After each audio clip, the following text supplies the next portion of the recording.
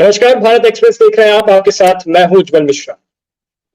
आज इस एक खास शख्स का इंटरव्यू है। उस इंटरव्यू में एक महिला होगी, महिला हिम्मती है। हिम्मती होना आज के दौर में किसी महिला के लिए बड़ी बात नहीं है, लेकिन बड़ी बात यह है कि वो अपने शब्दों को बेबाकी से रखती है। अपने शब्दों के जरिए पूरी दुनिया में मुल्क का परचम लहराती है। कश्मीरी पत्रकार है, एक्टिविस्ट है। कश्मीर में रहकर वहां की दशा और दिशा दोनों ही देखी है, और तब के और अब के कश्मीर में जो तमाम तरह के आरोप लगते हैं, उन आरोपों का विदेशी धरती पर बैठकर खंडन किया। और जो आरोप लगातार पाकिस्तान की ओर से लगाए जाते हैं कश्मीर को लेकर के, उसको मुंहतोड़ जवाब ब्रिटिश की पार्लियामेंट से बैठकर दिया। हमारे लिए गर्व की बात है, फख्र की बात है कि जिस महिला का इंटरव्यू आज हम कर रहे हैं, जिसको हम आपसे मिलाने जा रहे हैं, वो अक्सर आप हमारे ही चैनल पर देखते होंगे। और हमारे यानी पूरे भारत एक्सप्रेस परिवार के लिए ये बहुत गर्व की बात है कि वो आज लंदन में है इस वक्त, और वहीं से ये लाइव इंटरव्यू उनका चलेगा। उन्होंने पाकिस्तान को किस तरह से लताड़ लगाई, ब्रिटिश पार्लियामेंट में क्या कुछ कहा, पहले एक बार वो सुनिए, फिर आपको उस शख्स से हम मिलाते हैं।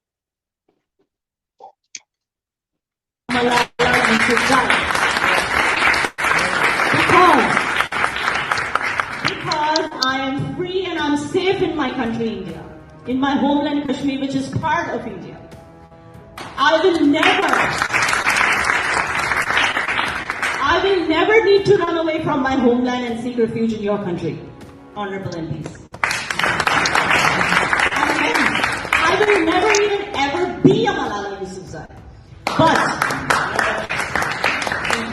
But I object to Malala Yousafzai defaming my country, my progressing homeland, by calling it oppressed.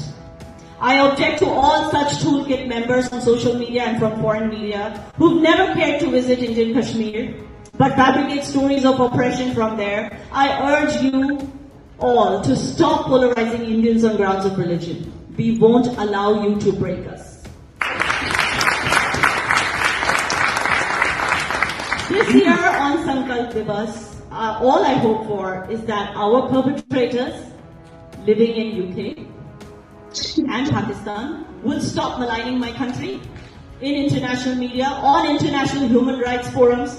Stop unwanted selective outrage. Stop trying to polarize Indian society remotely from your cozy UK living rooms. Thousands of Kashmiri mothers have lost their sons already because of this dark hole of terrorism. Stop coming after us. Let my Kashmiri community live in peace. तो अभी आप जिस महिला को सुन रहे थे वो हमारे साथ है, याना मीर जी हमारे साथ जुड़ी हुई है, लंदन से है इस वक्त। बहुत बहुत स्वागत है मैडम आपका। स्वागत तो ये संस्थान हमेशा आपका करता है, लेकिन आज ये पूरा संस्थान आप पर गर्व और फख्र महसूस कर रहा है। और सिर्फ संस्थान ही नहीं, पूरे भारत में आज आपकी चर्चा है। आप हैं जरूर लंदन में, लेकिन इस वक्त पूरे हिंदुस्तान के मीडिया चैनलों में, समाचार पत्रों में, यूट्यूब चैनल, हर जगह आपकी चर्चा हो रही है। तो कैसे महसूस कर रही हैं, ये जो आम सवाल हर किसी से पूछते हैं। लेकिन उसके साथ साथ हमें ये जरूर बताइएगा कि ये किस तरह का कार्यक्रम था जहां आप पहुंची थी, और क्या था इसके बारे में। मुझे बहुत अच्छा लग रहा है। जाहिर बात है कि मुल्क के काम आई हूँ, मुल्क की गरिमा को बचाने की मैंने कोशिश की। तो जाहिर बात है, as a daughter of the soil, I feel proud that मैं अपने मुल्क को यहाँ पर रिप्रेजेंट कर सकी यूके पार्लियामेंट में। तो संकल्प दिवस आपको पता होगा, ये एक ऐसा दिवस था जहां पर भारत ने प्रण लिया था कि जो पूरा कश्मीर का हिस्सा है, पूरा खित्ता कश्मीर का, चाहे वो पीओजेके क्यों ना हो, अखंड भारत का हिस्सा है। तो इसी संकल्प दिवस को कमेमोरेट करने के लिए एक थिंक टैंक है JKSC, जिसने अर्जी दी थी यूके पार्लियामेंट में, ये कहकर कि भाई हमारे कश्मीर के बारे में यहाँ पर बहुत सी अफवाहें फैलाई गई हैं, thanks to BBC, thanks to कुछ ऐसे British media sources, thanks to the Pakistani diaspora living in UK, जो खुद को कश्मीरी बताते हैं। इनकी वजह से हमारे कश्मीर के बारे में बहुत सी अफवाहें फैली हुई हैं। तो हमें एक मौका चाहिए कि हम अपने कश्मीर के बारे में आपको अपनी सच्चाई बताएं, जो सच में सच्चाई है, क्योंकि जो लोग कश्मीर में रहते हैं वही तो ये सच्चाई बता सकते हैं, जिन्होंने 2019 का ट्रांजिशन देखा, उससे पहले की जिंदगी भी देखी, उसकी बाद की जिंदगी भी देखी, वही तो सच्चाई बता सकते हैं, ना कि वो जी। लोग जो यहाँ पर सालों से जो है पाकिस्तानी ओरिजिन के, कश्मीर तो कभी आए नहीं, कश्मीर तो छोड़ो पाकिस्तान कभी गए नहीं, सालों से यहाँ पर यूके की धरती पर बैठकर जो है आईएसआई की फंडिंग से यहाँ पर भारत के खिलाफ प्रोपेगेंडा चलाते रहते हैं, और उस प्रोपेगेंडा का नेगेटिव एंटी भारत प्रोपेगेंडा का सबसे बड़ा जो वेपन इन्होंने यूज किया वो कश्मीर है। जी ओके, तो आप जहाँ पे जिस जगह पर थी ब्रिटिश पार्लियामेंट में, वहां कौन कौन लोग मौजूद थे उस वक्त जब आप अपनी स्पीच दे रही थी?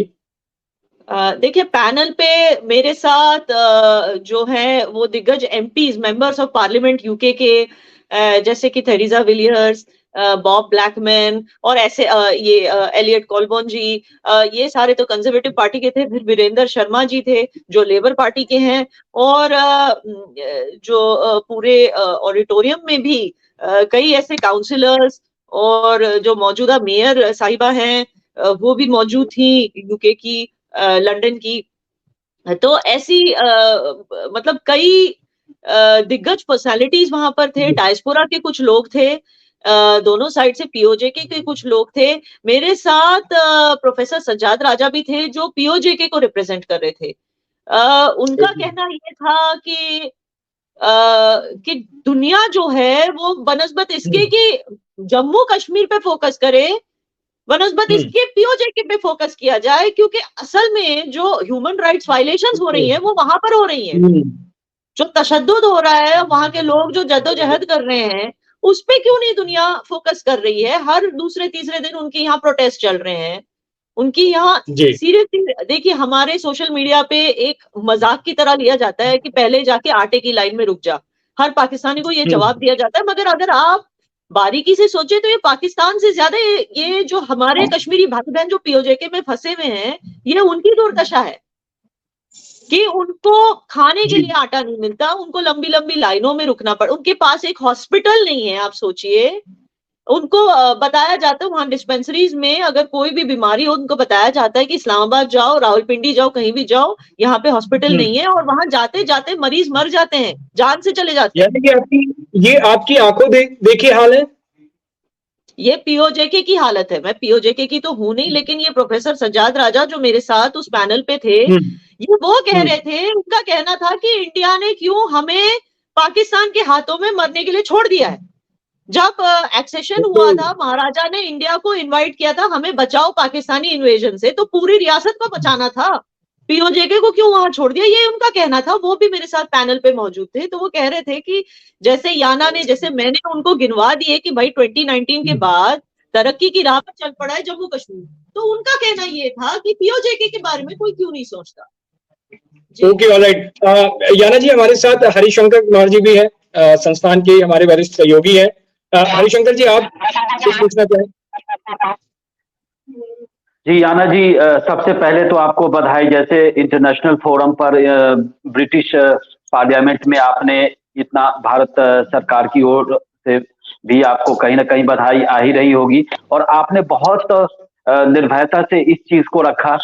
आप कश्मीरी को जानती है, कश्मीरियत को जानती हैं। इतने जो बदलाव हुए, और कंपैरिजन वहां की पार्लियामेंट में भी हुआ कि हमारे कश्मीर में क्या कुछ बदला, और पीओजेके में क्या हालात है, कितने बद से बदतर हालात हैं।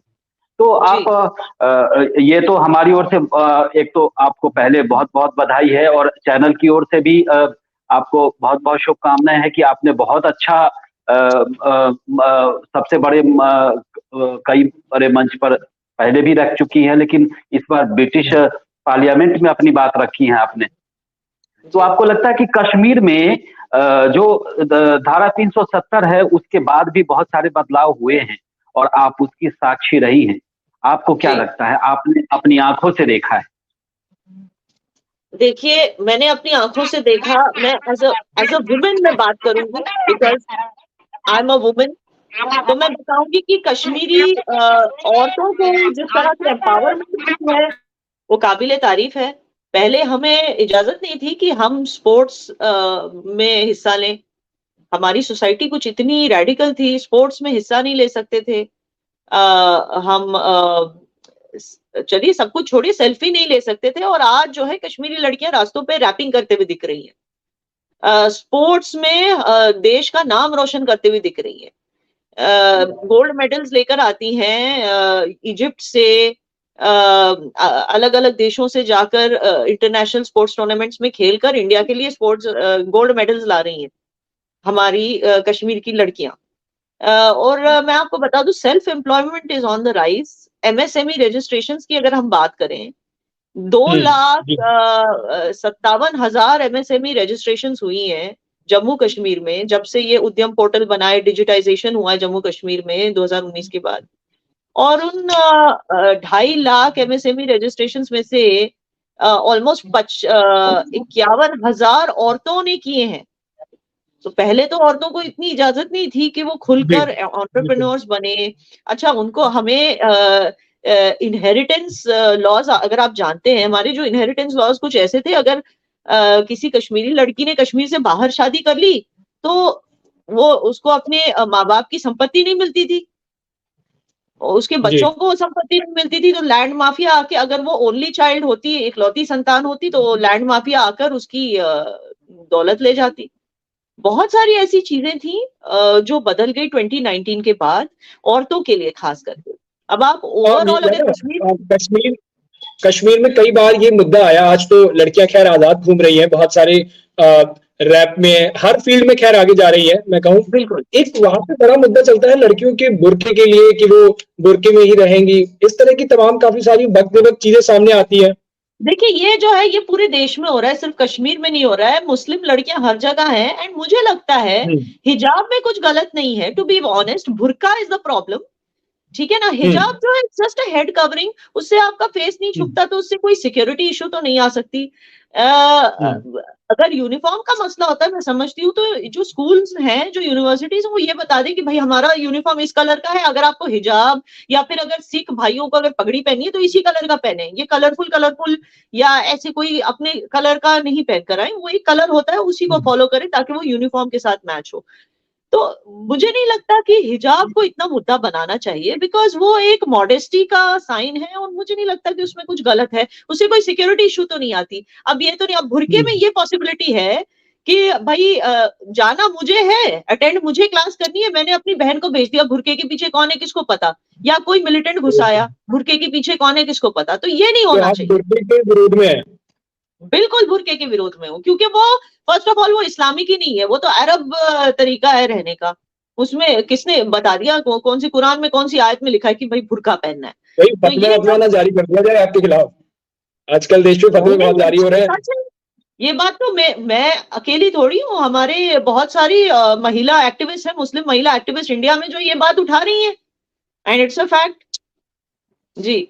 अच्छा, एक बात मैं और पूछना चाहता हूँ, जैसे आपका एक स्टेटमेंट बहुत वायरल हो रहा है, आपने मलाला यूसुफजई का जिक्र किया जी। मलाला यूसुफजई का जिक्र क्यों किया, कैसे आपके मन में एकदम से आया और हिट किया वो नाम?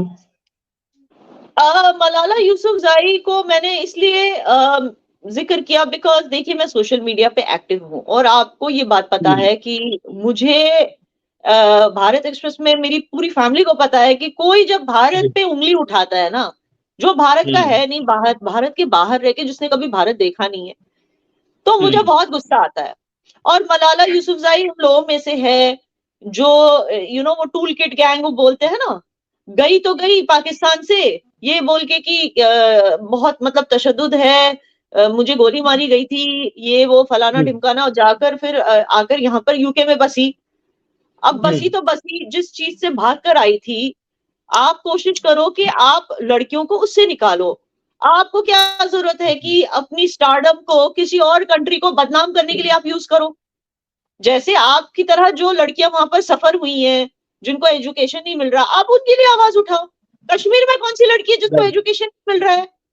तो आप क्यों बिना वजह इन चीजों में घुसते हो? क्योंकि उनको पैसा मिलता है ये सब करने के लिए। एक ट्वीट कर दीजिए, आपको इतने लाख पाउंड मिलेंगे। नोबेल प्राइज भी मिल चुका है। सॉरी, मैंने कहा उनको तो नोबेल प्राइज भी मिला है। नोबेल प्राइज मिल चुका है क्योंकि वो अपने फील्ड में जो है वो करे ना। अब उनको अपने वो जो एजेंडा, देश का एजेंडा, उसी देश का एजेंडा पूरा करने की क्या जरूरत है? इनका काम ये है, ये कहती हैं कि मुझे भागना पड़ा क्योंकि मुझे पढ़ने लिखने नहीं दिया जाता था और मुझे गोली मारी गई क्योंकि मैं एजुकेट होना चाहती थी। ये इसका मुद्दा है, जिस मुद्दे की वजह से इसने यूके में रेफ्यूज लिया। तो फिर यूके में बैठ के इंडिया को क्यों बदनाम करती है अपने ट्वीट्स में या अपनी तकरीरों में? इंडिया को क्यों? इंडिया में कौन सी लड़की है जिसको भाई एजुकेशन नहीं मिल रहा है? तो ये जो तरीके हैं ना कि भाई पहले यूके आओ रेफ्यूज लेकर, उसके बाद यूके में स्टार बन जाओ अपनी कहानी बोलकर, उसके बाद इंडिया को बदनाम करना शुरू करो, ये बंद होना। और ये मलाला अकेली नहीं है, ऐसे बहुत सारे लोग हैं जो जिनको हम टूल किट गैंग कहते हैं। तो मेरा इशारा उन सबकी तरफ था कि भारत को बदनाम करना छोड़ दो, या तो भारत आके पहले खुद देख लो कि क्या हो रहा है। जी ओके, याना आपने कश्मीर में बहुत लंबे अरसे, आपके तो पैदाइशी वही है, आपने तो बचपन से देखा है उस जगह को। I just want to know कि what are the major problems, मतलब अभी तो आपने बताया कि पहले कैसे था, but I just want to know कि अब वहां की मेजर प्रॉब्लम्स क्या हैं जिनको लगता है कि अभी और ध्यान देना चाहिए। मेजर प्रॉब्लम एक ही है कि वहां पर देखिए, जब तक हम डेमोक्रेसी नहीं रिस्टोर करते, बहुत सारी चीजें हैं जो आधी अधूरी सी रह जाएंगी। डेमोक्रेसी रिस्टोर करना बहुत जरूरी है। हमारे यहाँ इलेक्शंस होना बहुत जरूरी है, जिसकी हम वेट कर रहे हैं। सुप्रीम कोर्ट ने भी फरमान दे दिया है कि सितंबर 2024 से पहले इलेक्शंस हो जाने चाहिए। हाँ, और डिलिमिटेशन भी रेडी है, डिलिमिटेशन होकर रेडी हो गया है, और रीऑर्गेनाइजेशन रिजर्वेशन बिल पास हो गया है। अब देरी किस चीज की है? अब मुझे लगता है कि हो जाना चाहिए। लेकिन ये भी है ना कि मैं नहीं चाहती कि कश्मीर फिर से उन लोगों के हाथों में चला जाए जिन्होंने कश्मीर को इतने साल बेचा है एक मुद्दा बनाकर, और दोनों तरफ से पैसे खाए हैं, और फिर कश्मीर के चीफ मिनिस्टर भी बने। बेचा है, ये तो बड़ी बात कह दी आपने। कश्मीर के मुद्दे को, कश्मीर की माओ के गम को बेचा है उन्होंने बुरी तरह से। मतलब एक साइड पे इंडिया को बोलते हैं कि भाई हम अमन और शांति मेंटेन रखेंगे कश्मीर में, दूसरी साइड से कहते हैं कि हम बगावत भी मेंटेन रखेंगे कश्मीर से। तो डबल एजेंसी वाला गेम जो ये खेल रहे थे, इसको खत्म होना जरूरी था। अगर इनके हाथ में फिर से सत्ता चली गई तो फिर से वही शुरू हो जाएगा। तो गवर्नमेंट को फूक फूक के कदम उठाने होंगे कि इतनी मेहनत से, पहले देखो 2019 में इतना बड़ा कदम लिया, इतना बड़ा डिसीजन 370 हटाने का, इससे पहले किसी गवर्नमेंट ने नहीं किया, किसी को दम ही नहीं था ना। अब लेकिन उसके आफ्टर इफेक्ट्स पहले झेले, उसके बाद कोविड को झेला, उसके बाद भी इकोनॉमी को इतने आगे बढ़ाया। आप देखिए जिस तरह के वहां पे इंफ्रास्ट्रक्चर प्रोजेक्ट्स बन रहे हैं, ब्रिजेस, रेलवेज, रोड्स, आप खुद देखिए, विस्टा डोम, ये सब क्या है। टूरिज्म देखिए किस परवाज पर है, परवाज कर रहा है। टूरिज्म के आंकड़े आप देखिए, इतना टूरिज्म कभी पहले नहीं, आपको 2010 से 2017 तक आप देख लीजिए, इतना टूरिज्म कभी आपको नहीं दिखा होगा ऐसे फिगर्स। हर एक चीज, सैफरन प्रोडक्शन, एप्पल प्रोडक्शन, अपने हैंडीक्राफ्ट्स प्रोडक्शन एंड एक्सपोर्ट, हर एक चीज में इजाफा हुआ है, वो भी डबल इजाफा। तो अब ये सब करना 370 के बाद, जाहिर बात है हमारी जो कम्युनिटी है वो डरी हुई थी, पता नहीं था मुस्तकबिल क्या होगा, डरे हुए थे सब, अपराइजिंग भी था, इंटरनेट बंद करना पड़ा, सिक्योरिटी इश्यूज थी, उसको ओवरकम किया, फिर कोविड को ओवरकम किया, और फिर भी इतना जबरदस्त इकोनॉमिक रिकॉर्ड दिखाया। अब इसके बाद अगर गलत हाथों में सत्ता चली गई फिर क्या होगा, ये भी आपको सोचना होगा। बैकफुट पे आ जाएंगी सारी चीजें। या ना बहुत कम मौके होते हैं जब एक पत्रकार बोलता है और इंटरव्यू होता है, हमेशा तो आप तो शो करती है, ऐसे नहीं चलेगा, अब उसमें आप सवाल पूछती हैं, लेकिन आज आपसे ही सवाल पूछे जा रहे हैं, और एक पत्रकार के लिए बहुत कम मौके होते हैं जब उसका इंटरव्यू होता है। आज आपको तो क्या पूरी दुनिया जान रही है और पूरा देश फक्र महसूस कर रहा है, सुनना चाह रहा है। आप जब एक्टिविस्ट भी रही है, बहुत टाइम आपने कश्मीर में काम किया है, कुछ उस टाइम के चैलेंजिंग केसेस कुछ अगर आप शेयर करना चाहें हमारे साथ। जी, उस टाइम के चैलेंजिंग केसेस काफी थे। ये होता था ना कि मैं लोगों के बीच जाकर मैं रिपोर्टिंग करती थी, स्टोरी बाहर लाती थी, इसको अपने यूट्यूब पे या कहीं भी डाल देती थी, फिर वहां से दूसरे चैनल्स उठा लेते थे। अब लोग बोल रहे हैं मुझे, तभी मैं रिपोर्टिंग कर रही हूँ। और सबसे बड़ा चैलेंज ये होता था कि पाकिस्तान से थ्रेट्स आ जाते, कैमरे पर बुलवाना भी एक बहुत बड़ा चैलेंजिंग मोमेंट होता होगा, क्योंकि जल्दी बोलते नहीं होंगे, जब सामने निकल के ही नहीं आ पाते तो बोलेंगे कैसे कैमरे पे। वही चीज है, मैं वही बता रही हूँ आपको, वो क्यों नहीं आते, वो डरते हैं, ठीक है। तो क्या होता है, उनको कैमरा पे लाना मुश्किल इसलिए होता है क्योंकि वो डरते हैं कि अगर हम कहीं नजर में आ गए तो हमारे पीछे या तो एजेंसीज पड़ जाएंगी, या हमारे पीछे दहशतगर्द पड़ जाएंगे, उनको डर होता था। इन ठीक है, तो एजेंसीज वो का चुप रहना पसंद करते थे, लेकिन फिर भी उनको लाके कैमरा पे लाकर उनसे बुलवाना कि भाई मैं आपकी दिक्कत के बारे में पूछना चाहती हूँ, आपको क्या दिक्कत है यहाँ बताइए। लेकिन चलिए अपनी दिक्कत तो वो बोल देते थे। उनको ये डर होता था अगर हमने कंप्लेन की, कोई शिकायत की, तो ऐसा तो नहीं कि एजेंसी वालों को लगेगा हम एंटी नेशनल है फिर हमारे पीछे आ जाएंगे। उनको वो भी डर था। दूसरा, उनको ये भी डर था कि अगर हमने भारत की गवर्नमेंट से कुछ मांग लिया कि भाई हमको ये दिक्कत है, हमें ये दे दो, हमें तो भरोसा है कि गवर्नमेंट दे देगी, लेकिन दहशतगर्द हमारे पीछे ना आ जाए, भारत से क्यों मांग लिया। तो ये जो हमारे लोगों की प्रॉब्लम थी, इसको टैकल करना थोड़ा सा चैलेंजिंग था। दूसरा, जब ये वीडियोस फाइनली बाहर आ जाती थी, तो फिर जो थ्रेट्स मुझे मिलती थी, मेरी फैमिली को मिलती थी, वो एक दूसरा मसला था। तो ये भारत एक्सप्रेस में भी हो रहा है। तो फोन आते हैं, जो हमारी रिसेप्शनिस्ट है वो मुझे बोल रही थी पता नहीं कहाँ से फोन आते हैं, याना मीर यही काम करती है, उसका नंबर दो, लेकिन मैंने उनका आपका नंबर कहीं नहीं दिया। वो भी बेचारी डरी हुई है, हमारी भारत एक्सप्रेस की जो रिसेप्शनिस्ट है। तो ऐसे ये जो होता है ना, थ्रेट्स जो है। आपने भारत एक्सप्रेस का जिक्र किया और अभी उसी पर आप बैठी हुई हो। मैं आपकी एक जर्नी, आपके सोशल एक्टिविस्ट से, और उसके बाद आप कश्मीर में रिपोर्टिंग करती थी और उसके बाद दिल्ली तक का सफर आप भारत एक्सप्रेस में आई, वो थोड़ा जर्नी अगर आप शेयर करें, क्योंकि आज तो आप पूरा हिंदुस्तान, पूरी दुनिया सुन रही है। ये जर्नी के बारे में मैंने, भारत एक्सप्रेस तक की जर्नी के बारे में मैंने पार्लियामेंट में भी बोला है कि कैसे उपेंद्र राय जी ने कैसे मुझे ढूंढा अपने सोर्सेस के थ्रू। तो उनका कॉल पहुंचा था आपके पास? जी, उनके सोर्स ने मुझे कांटेक्ट किया था, राकेश जी ने, और उन्होंने कहा कि उपेंद्र राय जी चाहते हैं कि आप भारत एक्सप्रेस ज्वाइन करो। तो मैंने कहा कि ठीक है, नेवर लाइक, मैं ठीक है, इससे पहले भी मैं एक नेशनल मीडिया में थी, but not as a reporter, not as an anchor, but as a bureau head. तो this would be a new challenge. तो उन्होंने कहा कि नहीं, कर लो। फिर उपेंद्र राय जी से मेरी बात हुई, एंड फिर मुझे ज्यादा कॉन्फिडेंस लगा कि yes I can make this move, मैं कश्मीर से दिल्ली मूव कर सकती हूँ। बिकॉज जिस तरह से मुझे इनवाइट किया जा रहा है, जिस तरह से बाहें खोल के ये लोग कह रहे हैं कि we want you to come and work, तो I can take that chance. And सचमुच बहुत मतलब it was a great experience coming and working, and I feel like I have reached somewhere as a journalist. क्योंकि I think कि कश्मीर से कोई भी मुस्लिम महिला पहले इंडियन मेन स्ट्रीम मीडिया में नहीं आई है। कश्मीरी हिंदूज हैं, जैसे कि निधि राजदान जी हैं और सकल भट्ट जी हैं, ये भी जर्नलिस्ट हैं मेन स्ट्रीम मीडिया में, लेकिन मुस्लिम आई थिंक मैं पहली हूँ जिसने कश्मीरी मीडिया में फुट होल्ड रखा है।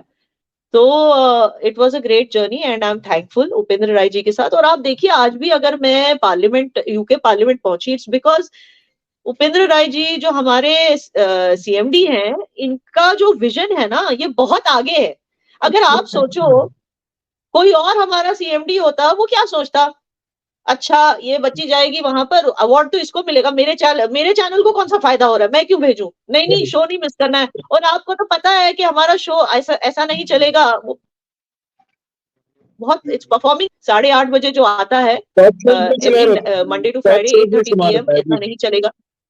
It is doing very well, लोगों को बहुत पसंद आ रहा है। तो कोई और अगर उपेंद्र राय जी हमारे सीएमडी नहीं होते, कोई और होते, वो सोचता मैं क्यों शो को बर्बाद कर दूं, इसको वहां पर भेज के, मैं नहीं भेजूंगा, नहीं कोई जरूरत नहीं, शो नहीं मिस करने की जरूरत। कोई और होता तो यही बोलता, लेकिन इनका विजन देखो, ये अपने से पहले दूसरों के बारे में सोचते हैं। इन्होंने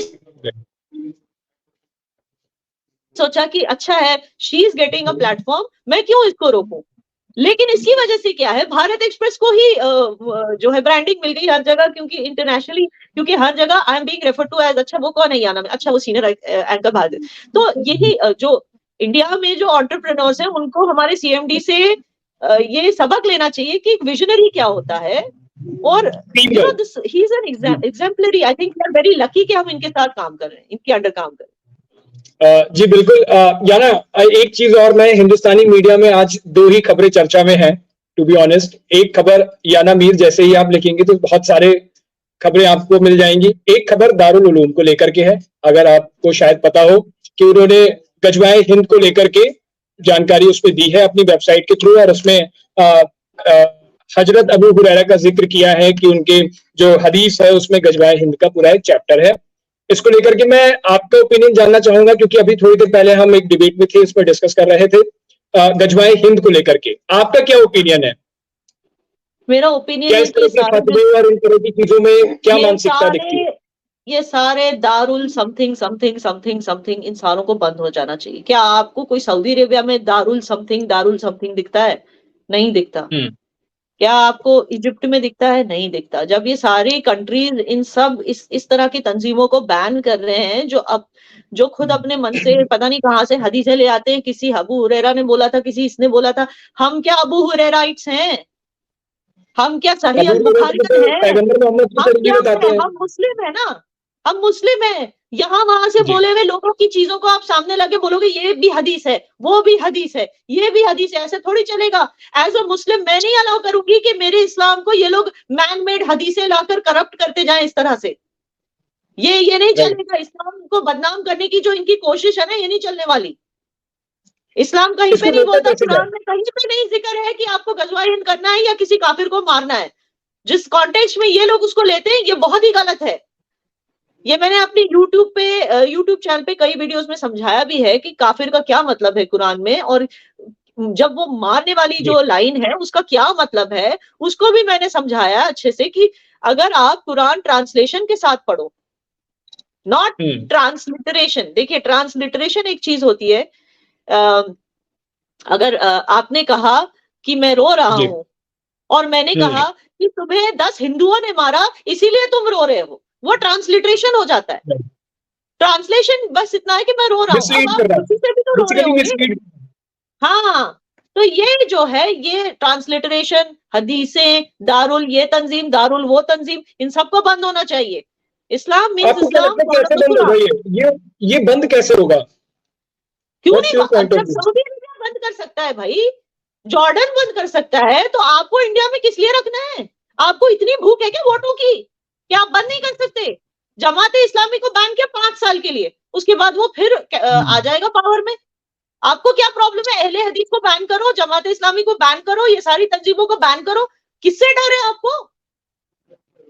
ओके जी। तो याना एक लास्ट क्वेश्चन। आप खुद को एक्टिविस्ट भी बताती हो, इस टाइम जर्नलिस्ट हो। अब कई सारे, अब तो आप चूंकि ग्लोबल फेस हो तो कई जगह से आपको फोन भी आ रहे होंगे, पॉलिटिकल पार्टी से भी फोन आ रहे होंगे, बधाइयां मिल रही होंगी। इन फ्यूचर पॉलिटिक्स का कोई, क्योंकि हर जगह ये सवाल उठने लगता है और यहाँ भी गुफ्तगू होने लगी है। देखिए, मैंने तो ये भी नहीं सोचा था कि मैं सीनियर एंकर बनूंगी। मैं तो मार्केटिंग स्टूडेंट थी। मैंने तो ये भी नहीं सोचा था कि मैं सीनियर एंकर बनूंगी, बन गई। तो आगे क्या होता है मुस्तकबिल में, इसका कुछ बता नहीं सकते। लेकिन पॉलिटिशियन की जो क्वालिटीज है वो मेरे में है नहीं, वो मैं आपको क्लियर बता दूं, मेरे में है नहीं। ठीक है ना, मैं झूठ नहीं बोल सकती। मैं आपको एक क्लियर झूठ का मैं आपको एक नमूना बताती हूँ। जैसे हमारे योगी जी हैं, उत्तर प्रदेश के सीएम, उनके दरबार में सबसे ज्यादा मुसलमान ही बैठे होते हैं। एक मुसलमान आप बता दो यूपी का जो योगी जी के खिलाफ कुछ भी सुनेगा? नहीं सुनेगा भाई। योगी जी के खिलाफ नहीं सुनता कोई मुसलमान यूपी का। लेकिन योगी जी देखो कैसे स्मार्टली सियासत खेलते हैं। जहां भी जाते हैं वहां ज्ञान वापी की बात करेंगे, जहां भी जाते हैं वो ऐसी बातें करेंगे जिससे यूपी के बाहर वाले मुस्लिम्स को यही लगता है ना कि ये बंदा सिर्फ हिंदुत्व एजेंट है, ये बंदा जो है सिर्फ हिंदुओं के लिए सीएम है, मुसलमानों के लिए नहीं। मगर असल में अंदर से वो हर एक सिटीजन से प्यार करते हैं, हर एक सिटीजन की जो प्रॉब्लम है उसको सॉल्व करने की कोशिश करते हैं। ठीक है ना? मगर सियासत ये होती है कि आप होते कुछ हो, आप दिखाते कुछ और हो। लेकिन ये मुझसे नहीं होगा, तो इतना मैं आपको बता दूं। याना वन वेरी लास्ट की विपक्षी पार्टीज और स्पेशली मैं AIMIM की बात करूं तो असदुद्दीन ओवैसी कई बार जब UCC की बात होती है, यूनिफॉर्म सिविल कोड की बात होती है, CAA की बात होती है, NRC की बात होती है, तो वो कई दफे केंद्र सरकार पर आरोप लगाते हैं, या खुलकर कहूं कि बीजेपी सरकार पर आरोप लगाते हैं और मुसलमानों को डराने धमकाने की बात करते हैं। आपने तो खैर जवाब विदेश की धरती से बैठ के सबको दे दिया, वो तो सबको समझ जाना चाहिए, सिर्फ पाकिस्तान के लिए नहीं था। लेकिन मैं चाहता हूं कि हिंदुस्तान के लोगों को और स्पेशली मुस्लिम्स को कैसे ये बात समझ आएगी? देखिए, इस बात के लिए ना कलेक्टिव एफर्ट बहुत जरूरी है। कलेक्टिव एफर्ट बहुत जरूरी है। आपको पता होगा, जैसे ही हम सोशल मीडिया खोलते हैं एक बंदा है जो दिन रात मुसलमानों को गालियां देता है, दूसरा बंदा है जो दिन रात हिंदुओं को गालियां देता है। तो इस तरह के लोगों को पहले बैन करना चाहिए, और मुझे पता है कि गवर्नमेंट करती है। जहां जहां गवर्नमेंट आइडेंटिफाई करती है कि ये लोग राइट्स फैला सकते हैं, ये सोशल मीडिया इन्फ्लुएंसर्स, उनको उनकी चैनल्स को बैन किया जाता है, उनकी हैंडल्स को बैन किया जाता है। ये करना बहुत जरूरी, क्योंकि ऐसे लोग जो है ना पोलराइजेशन बहुत ज्यादा करते हैं। तो इसकी वजह से दोनों समुदाय जो हैं एक दूसरे से डरे हुए हैं। सिर्फ मुसलमान ही डरा हुआ नहीं है, हिंदू भी डरे हुए हैं कि यार मतलब हर मुसलमान आके किसी हिंदू टेलर को मार देगा, कन्हैया लाल जैसी इंसिडेंट हर जगह हो जाएगी, हमारी बच्चियों को कन्वर्ट करेंगे, शादी कर लेंगे। मुसलमानों को लगता है कि मतलब हर क्राइम को के पीछे मुसलमान ही ऐसे दिखाएंगे ये लोग, मतलब जो पीसफुल मुसलमान है उनको भी चैन से जीने नहीं दिया जाएगा, और ऐसे हो भी रहा है। आप देखिए हल्द्वानी जो हुआ, कई सारे मुस्लिम्स जो उसमें मारे गए राइट्स में, जिनके घर बर्बाद किए गए, वो इनोसेंट थे, उन्होंने कुछ किया भी नहीं था। तो ऐसी चीजें हो रही है। और उसके बाद लोग भड़काते हैं कि हमने कंट्रोल कर रखा और है ये अपने। बता दूं, हमारी यूनिटी देखिए, ये हिंदू पत्रकार ही हैं जो वहां पर जाकर इस चीज को सामने ला रहे हैं कि जो मारे जा रहे हैं वो इनोसेंट मुस्लिम्स हैं। और जिस तरह से फॉर एग्जांपल वंदना सिंह का बहुत बड़ा वो हुआ था, जो वहां की डीएम है, उनके खिलाफ जो सबूत आ रहे हैं, अल्हम्दुलिल्लाह हमारी कंट्री की यूनिटी देखो, वो हिंदू जर्नलिस्ट हैं जो ये सारी सबूत सामने ला रहे हैं, क्योंकि वो सच के साथ खड़े हैं। पत्रकार, भारतीय पत्रकार हमेशा सच के साथ ही खड़ा रहेगा, वो हिंदू मुस्लिम नहीं देखता। लेकिन ये सोशल मीडिया इन्फ्लुएंसर्स को ना इस पे रोक लगानी चाहिए, जो ये हिंदू मुस्लिम चल रहा है हर जगह सोशल मीडिया पे। हमें खुद अब अंदर से इस चेंज को लाना है जी। Okay, it's very proud moment for all of us. आप इंडिया कब वापस आ रही हैं? इंशाल्लाह मैं 1-2 दिन में आ जाऊंगी, and I am waiting to join back Bharat express and my show. मैं अपने दर्शकों को और आप सबको, ऑफिस वालों को मिस करती जा रही हूँ। जी जी, रोज होती है। वो डरते हैं मेरे लिए, मेरी सेफ्टी के लिए, क्योंकि जैसे आप जानते हो यूके में पाकिस्तानी भी बहुत रहते हैं, और उन्होंने तो थ्रेट्स भी जारी कर दिए हैं। तो आप बस दुआ कीजिए कि आपकी आना मीर सही सलामत वापस आ जाए। ओके, आप मुझे एक बात और बताइए, जैसे आप जब इतने बड़े बड़े काम कर रही होती है ना, वो भी ऐसी जगह से जहाँ पे मतलब कश्मीर जैसे, और जब आपने शुरू किया होगा तो जो खबरें हम सुनते थे, मैंने तो सुना ही है सिर्फ और पढ़ा है, आपने तो वहां की हालात देखी होगी। उस वक्त में घर वालों ने कैसे क्या किया? डर तो लगा होगा कि भाई ये सब मत करो, जैसे सब रह रहे हैं वैसे ही रह लो। हाँ, वो तो आज भी बोलते हैं। तो ये घर वालों से पंगे लेके आपने ऐसे कैसे शुरू कर दिया? देखिए घर में भी हर कश्मीरी घर में जो है ना बटे हुए आइडियोलॉजीज हैं। कोई यहाँ सोचता है तो कोई वहां सोचता है, तो हमारा घर भी वैसे ही है। मेरे घर में भी कुछ ऐसे मेंबर्स हैं जो मुझे सपोर्ट करते हैं, जिनको लगता है कि बेटा हाँ तुम सही कह रही हो, तुम जैसे लोग बोलेंगे तो कौन बोलेंगे। ऐसे 1-2 होंगे मेरे घर में, लेकिन बाकी सारे डरते हैं। और कुछ जो है वो अभी तक कन्विंस नहीं है कि कश्मीर इंडिया के साथ खुश रह सकता है। लेकिन इट इज अ प्रोसेस, वो चलता रहेगा। मेरी जो जद्दोजहद है वो फैमिली के साथ भी है, वो जो है दहशतगर्दों के साथ भी है, टूल किट गैंग के साथ भी है, और जो एंटी मुस्लिम जो इस्लाम को बदनाम करते हैं उस तरह की तंजीमें, जिस दारुल उलूम का आपने जिक्र किया, उनके साथ भी है। तो मेरी लाइफ में बहुत सारा जद्दोजहद है। आप दुआ कीजिए कि मैं इसी तरह सेल थ्रू करती रहूं। आप सबका साथ रहेगा, दर्शकों का साथ रहेगा। सलामती की दुआ करते हैं। लेकिन याना जिस जगह से आप काम कर रही हो, कभी आपको थ्रेट वगैरह मिले कुछ? बहुत सारे, और अभी भी मिल रहे हैं। और मैं यही बात आपको बता दूं, मैं सोच रही थी जिस तरह के थ्रेट्स मुझे यूके में मिल रहे हैं, मुझे ऑनेस्टली होटल रूम से बाहर जाने में अब डर लग रहा है, टू बी ऑनेस्ट। हाँ, लेकिन फिर मैं बोलती हूँ कि नहीं यार, अगर गोली भी लग गई तो क्या मुंह से जय हिंद भी ही निकलेगा। जितनी भी गोलियां लगेगी उतनी बार मुंह से जय हिंद ही निकलेगा, और देश के लिए मरने से बेटर क्या हो सकता है। तो मैंने डिसाइड कर लिया कि आपकी इस इंटरव्यू के बाद मैं तो बाहर निकल रही हूँ, जिसको आना आ जाओ, मारना है मार लो, मुझे कोई डर नहीं है। लेकिन ये चीज है ना कि यूके में आप देखो, यूके की पुलिस कितनी कमजोर है। आपने देखी होंगी वीडियोस कि पुलिस वाले जो है उनके लिए नो गो जोन्स हैं, जहां वो खुद नहीं जा सकते क्योंकि वो खुद डरते हैं। तो ऐसे लोग अगर आपके पीछे आए, जिन्होंने जैसे लास्ट ईयर लेस्टर में मंदिर को वेंडलाइज किया था, आपको पता है वो सब, इस तरह के लोग यहाँ रहते हैं, खालिस्तानियों से भी मिले हुए हैं जो पाकिस्तानी हैं। तो ऐसे लोग अगर पीछे पड़ जाएं तो it can be very horrifying, it can be a very horrifying experience. लेकिन मैं वही सोची थी, अगर वही इंडिया होता, कौन सा खालिस्तानी मेरे पीछे आ जाता या कौन आ जाता।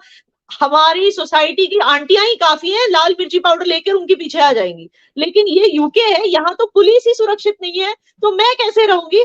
लेकिन खुदा के हवाले अब चल रही हूँ, देखते हैं क्या होता है। बट याना प्लीज सेफ रहिए आप। याना मीर इस हिंदुस्तान के लिए बहुत जरूरी है, और आप जैसी कई याना मीर अभी आना बाकी है जो आपसे सीखेगी, आपसे सबक लेगी, आपसे इंस्पायर करेंगे। और फिर कई याना मीर अभी हमें तो आप याना मीर बैठी हैं, हम चाहते हैं कि ऐसी कई याना मीर का हम इंटरव्यू करें, कई याना मीर भारत को रिप्रेजेंट करें पूरी दुनिया के सामने जैसे आपने किया, और ऐसे ही डंका भारत का बजे। जो लड़कियों को कमजोर, बेबस, असहाय समझते हैं, वो ये भी देखें कि नपे तुले शब्दों में कैसे अपनी बात कही जा सकती है, और इशारों में कैसे ये समझाया जा सकता है कि भारत अब वो भारत नहीं रहा है जिस भारत को लोग पहले के वक्त को समझते थे। अब बहुत बदला है, और उसी के साथ बहुत सारी चीजें। याना आप सलामती की दुआ करते हैं आपकी, और आप वापस इंडिया आइए, ऑफिस आइए, आपको एक ग्रैंड सेलिब्रेशन इंतजार कर रहा है यहाँ पे। हम सब आपको बहुत सारे सलामती की दुआ करते हैं आपके लिए। और कुछ लास्ट में जो लड़कियों के लिए कहना चाहें आप, उसके बाद इस इंटरव्यू को हम खत्म करेंगे। सॉरी, मुझे आपकी आवाज नहीं आ रही है, एक सेकेंड। कुछ लड़कियों को जो मैसेज देना चाहें आप जाते जाते।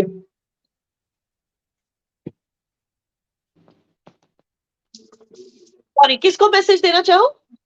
लड़कियों को कुछ, यूथ को मैसेज देना चाहें, नॉट स्पेशल लड़की, यूथ भी, कोई भी हो, उनके लिए क्या मैसेज रहेगा आपका? यूथ को मैसेज में इतना ही दूंगी, एक second, I am so sorry about that. Youth को मैसेज में इतना ही दूंगी कि भाई जब अपनी देश की बात आती है, नेवर कॉम्प्रोमाइज, यूनिटी बहुत जरूरी है। हमारी खुद की एक उम्मत है जिसको मैं हिंदुस्तानी उम्मा कहती हूँ, वो हमारी स्ट्रेंथ है। और एक दूसरे से ना लड़ो रिलीजन को लेकर, क्योंकि ये लड़ाई 75 इयर्स पहले ब्रिटिश ने शुरू की थी हमारे बीच। इसको आप मुकम्मल मत करो, ठीक है ना। जो भी हिंदू मुस्लिम का डंका बजाता है ना, वहां पर उनको वहीं पे रोक दो। अगर आपको कोई क्राइम अपनी आंखों के सामने दिख रहा है, उसको वहीं पे रोक दो। बी रिस्पॉन्सिबल सिटीजन, ठीक है ना। और ये मिडिल फिंगर दिखाना, गालियां देना, ये हमारा कल्चर नहीं है, ठीक है। हम माने जाते हैं अपने कल्चर के लिए। नेटफ्लिक्स कल्चर को अपने कल्चर में मिक्स मत होने देना। हमारा culture is very important to us, keep it, it's our strength, you know, take care of it. And yeah, just be good citizens, be responsible citizens.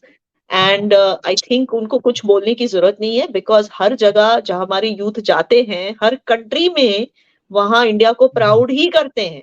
क्योंकि ये सोशल सिक्योरिटी पे जीने वाले, भीख पे जीने वाले यूथ नहीं है। ये हर जगह जाते हैं, कंट्रीब्यूट करते हैं, डिग्रीज लेते हैं, बड़े बड़े पोजीशंस पे होते हैं, सीईओज बनते हैं, यहाँ तक कि प्राइम मिनिस्टर भी बन जाते हैं देशों के। तो इनको कोई मैसेज देने की जरूरत नहीं है। ठीक है याना, थैंक यू सो मच। आपने अपने इतने व्यस्ततम समय से हमारे लिए थोड़ा समय निकाला है, और आप इस वक्त, मुझे पता है, बहुत सारे फोन कॉल्स आ रहे होंगे, बहुत व्यस्त होंगी आप। जल्दी से आप भारत वापस आइए, दफ्तर आपका इंतजार कर रहा है, हम सब आपका इंतजार कर रहे हैं, आपसे और सारे किस्से आमने सामने सुनने के लिए। बहुत बहुत शुक्रिया आपका, thank you so much. Thank you, बहुत शुक्रिया।